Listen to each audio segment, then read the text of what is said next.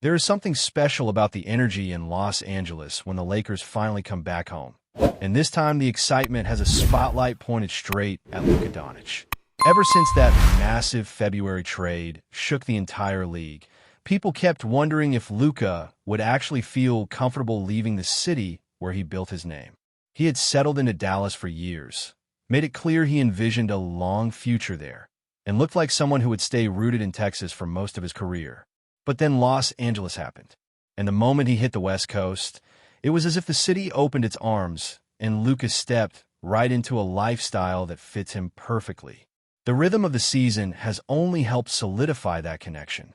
The Lakers jumped out to an incredible start, stacking up 12 wins in their first 16 games and planting themselves near the top of the Western Conference standings. But here is the twist. Despite all that success, the team has barely been able to enjoy their home court.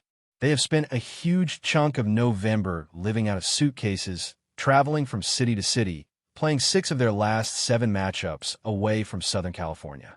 Trips through Atlanta, swings through different time zones, long flights followed by tough back-to-backs. All of that has been the norm lately.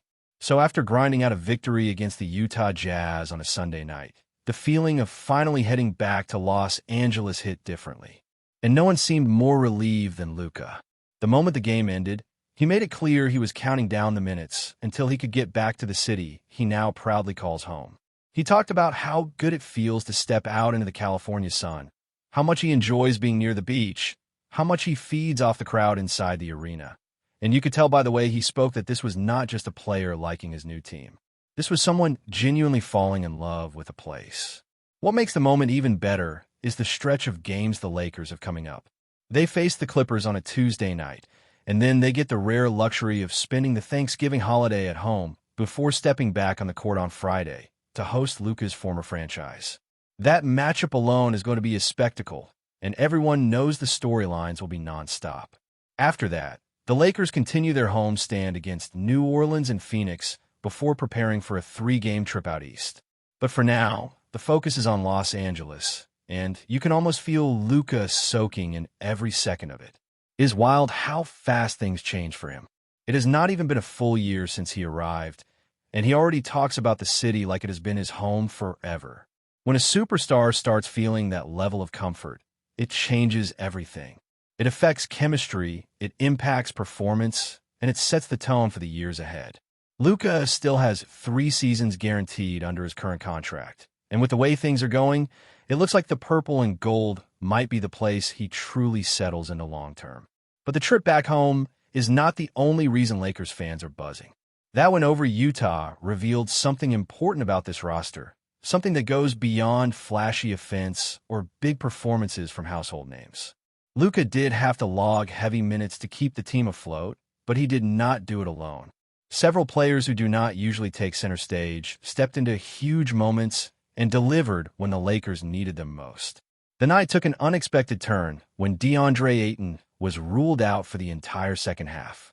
Whatever happened with his leg in the first 2 quarters forced him to shut things down, and suddenly the Lakers were scrambling to adjust. That is when head coach J.J. Redick made a move that caught everyone off guard. Instead of sticking to the usual rotation, he reached deep into the bench and called on Maxi Kleber, a player who has barely had a chance to find his rhythm after dealing with a long foot injury last season. Kleber's journey over the past year has been rough. He missed most of the back half of the previous season and the entire postseason while recovering. Even after joining the Lakers in that massive February trade, he struggled to get his timing back. But on this night, something clicked. The moment he checked into the game midway through the 3rd quarter, the energy shifted. Utah had been pushing hard, holding a lead and trying to break the Lakers' momentum, but with Kleber on the floor, the defensive intensity rose instantly. His presence started changing plays at the rim, altering shots, grabbing smart rebounds, and giving the Lakers the physicality they were desperately missing without Ayton. And as the 3rd quarter wound down, Los Angeles went on a run that flipped the scoreboard right back in their favor. It was not one of those loud, dramatic stretches filled with highlight plays, but it was exactly the type of gritty basketball that wins tough road games. When the 4th quarter opened, the pattern continued. Utah suddenly found it difficult to generate clean looks. Their scoring dropped dramatically, and the Lakers took control piece by piece. When everything was said and done, they had held Utah to only a handful of points over a long, 16-minute stretch. That type of defensive lockdown is the kind of performance that reveals the character of a team.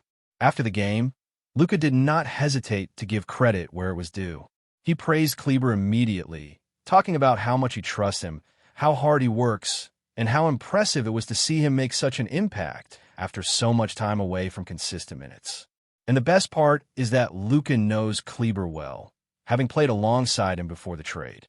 Their chemistry is natural, and moments like this show just how valuable that familiarity is during a long season. Head coach J.J. Redick echoed the same sentiment.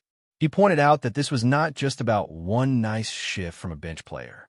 It was about two role players stepping up, playing extended minutes, and holding the team together while they dealt with an unexpected injury.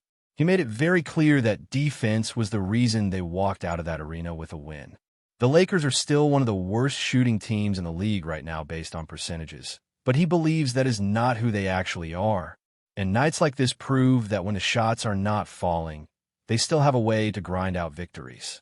Redick talked about believing in the shots, believing in each other, and trusting the process. He mentioned that they finished with 23 assists and could have easily reached the 30s if open shots had fallen. And that is the part that gives him confidence moving forward.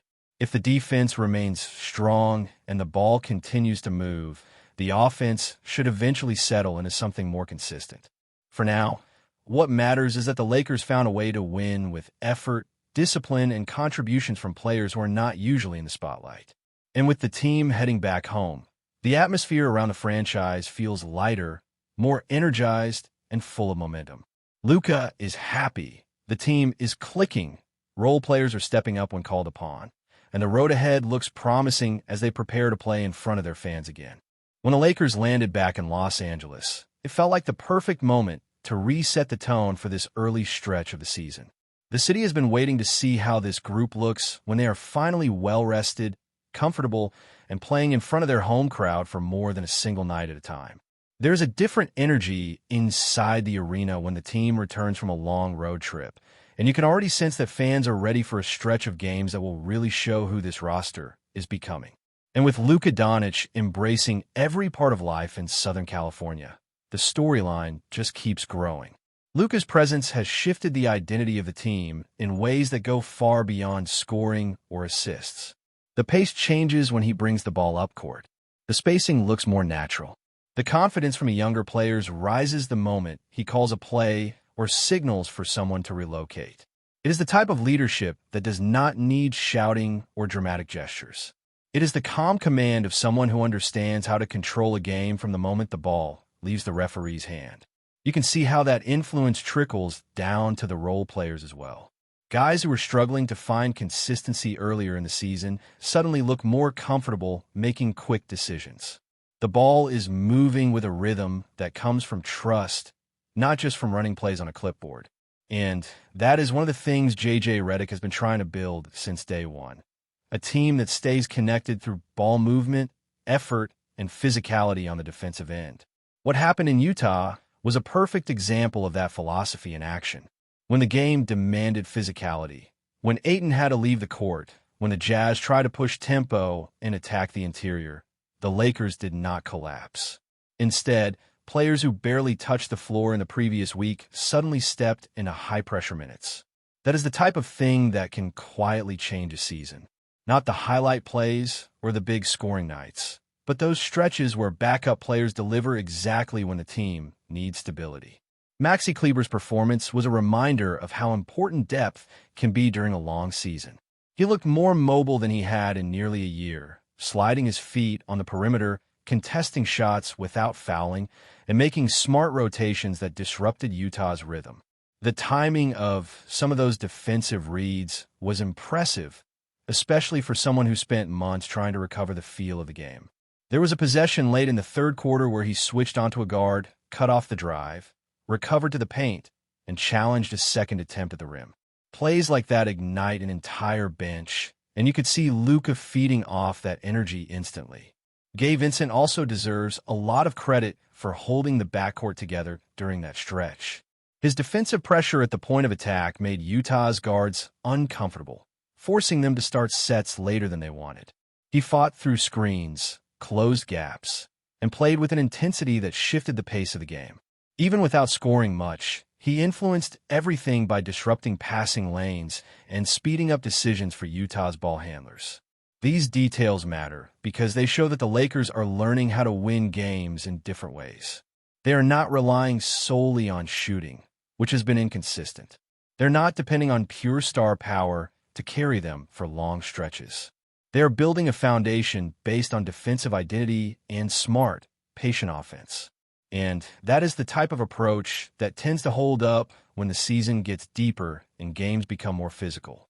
J.J. Redick knows that finding the right balance is still a work in progress. There are moments when the offense gets stuck, when spacing feels tight, when the team rushes shots instead of trusting the pass. But you can tell the coaching staff believes the rhythm will eventually come. They keep emphasizing movement, trust, and confidence. And with someone like Luka orchestrating possessions, the belief becomes easier to maintain, even on tough shooting nights. The road schedule has been brutal up to this point, and the fatigue has shown at times. Heavy minutes for key players, long travel days, constant adjustments to different arenas and opponents, all of that takes a toll. That is why this return to Los Angeles feels like a turning point. It is the first chance in weeks for the roster to breathe, reset, and find a groove that has been hard to maintain on the road. Players can finally sleep in their own beds, settle into their routines, and get their legs back under them. One of the biggest storylines to watch during this homestand will be the chemistry between Luka and the rest of the roster, especially with the frontcourt rotation still figuring itself out. Ayton's status is uncertain for now, which puts even more importance on role players stepping up.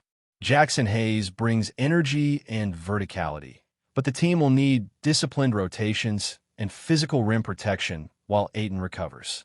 Kleber's performance in Utah might be the beginning of him carving out a consistent role, especially if he continues to look this sharp on defense. On the offensive side, the Lakers still have to find ways to generate easier shots. Too often, possessions turn into late clock isolations or rushed attempts from the perimeter. But with the way Luka reads the floor, that should improve as players grow more accustomed to his pace. He has a unique ability to draw defenders into the paint and create windows for shooters on the weak side. Once those shots start falling more consistently, the offense is going to look drastically different. There is also the emotional aspect of Luka facing his former team on Friday. Even though he has fully embraced Los Angeles, matchups like this always bring extra motivation, even if players try to act like it is just another game. Fans know the atmosphere will be electric, and every possession is going to feel magnified. It is one of those nights where both teams come in with something to prove, and the storylines practically write themselves. Before we continue, we ask that you leave a like and subscribe to the channel so you won't miss any exclusive Lakers updates. Moving on, the sports world is buzzing with whispers and speculation tonight as rumors circulate that Kevin Durant, one of the most prolific scorers of his generation, has officially been confirmed as a member of the Los Angeles Lakers.